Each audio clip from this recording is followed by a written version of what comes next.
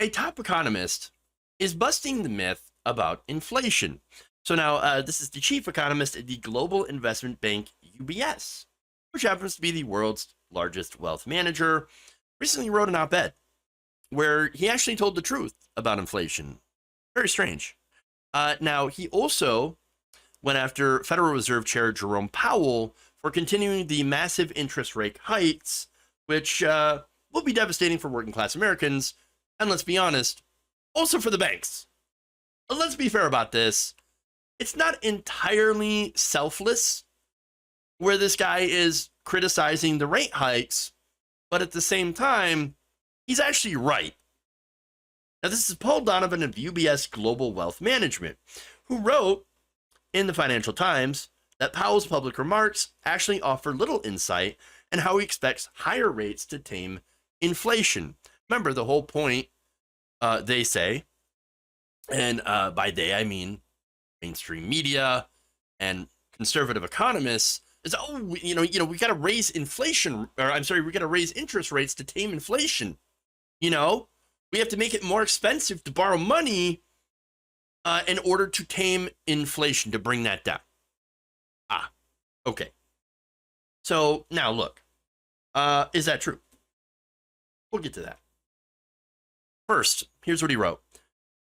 Companies have passed higher costs on to customers, but they have also taken advantage of circumstances to expand profit margins.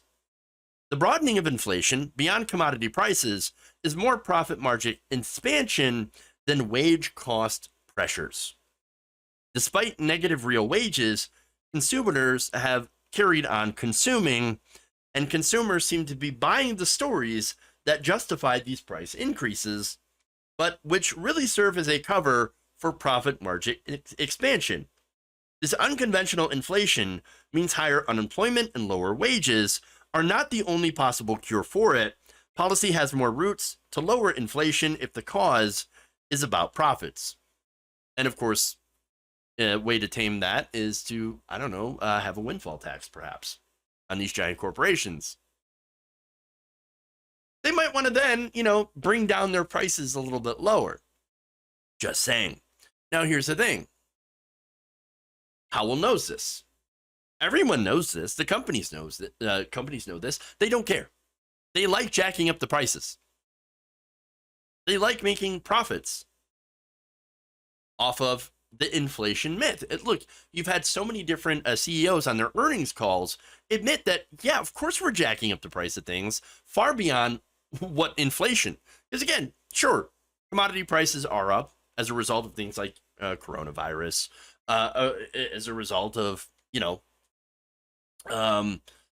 war, for example, in Ukraine, okay, the Russian invasion, the rise in fuel prices as a result of OPEC plus, cutting production, things like that. There are definite reasons why there is an increase in commodity prices.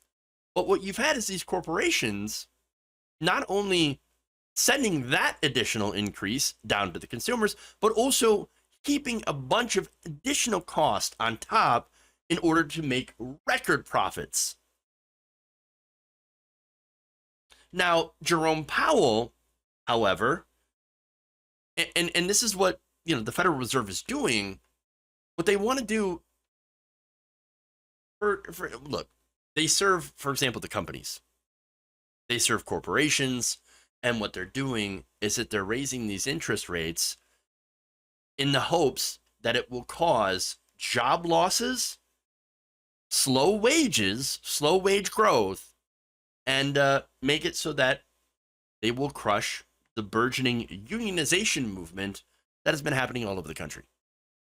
So that's what's going on. Look, you got people out there that are fighting for better wages and working conditions. When you start to, make job losses huge, you increase unemployment, you make it so that these wages are driven down, and that people are no longer being able to take risks to form unions because they don't want to lose their jobs. It's not really about fighting inflation. Raising interest rates, so the rate at which companies can borrow, doesn't do anything to affect the prices of food and fuel. Right now, OPEC Plus, as I mentioned before, they're not producing as much oil.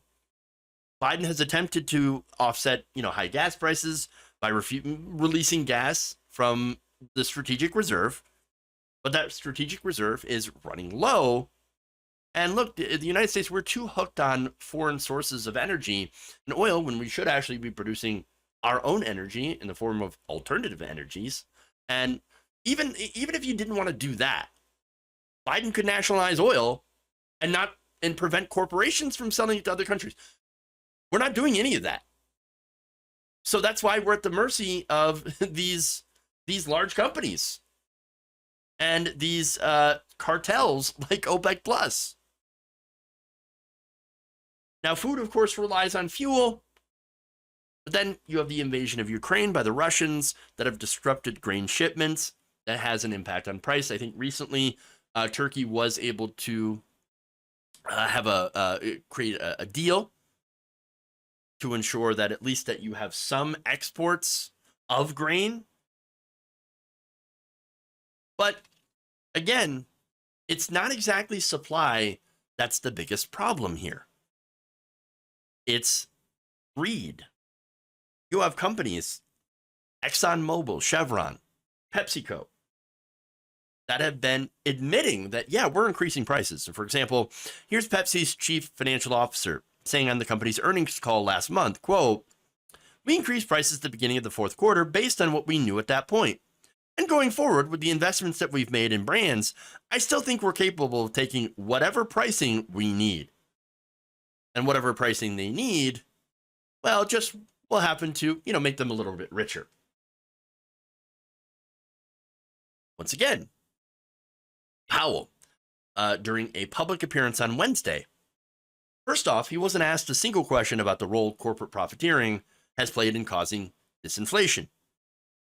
Even his executives had been boasting about using inflation in order to make additional profits. But at this very same appearance, he had conceded that these rate hikes that he is doing don't directly affect, for the most part, food and energy prices.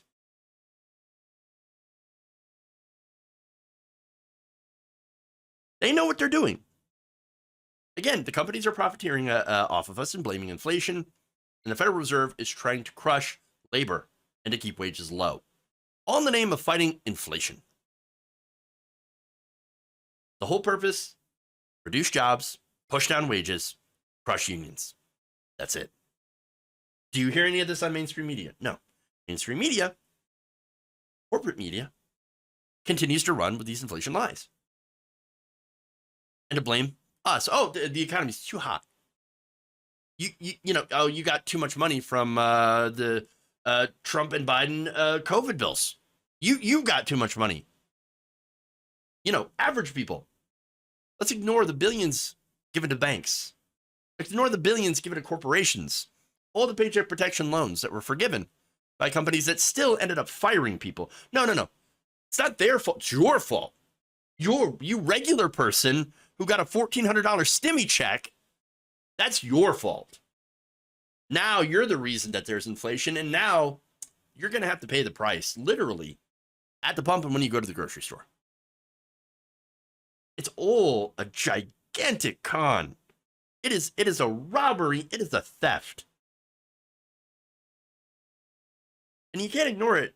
Even for, like I said, less than altruistic reasons that you have a chief economist at a major bank. Again, he is affected by the increase in interest rates, admitting that, yeah, this inflation myth is just that. It is BS.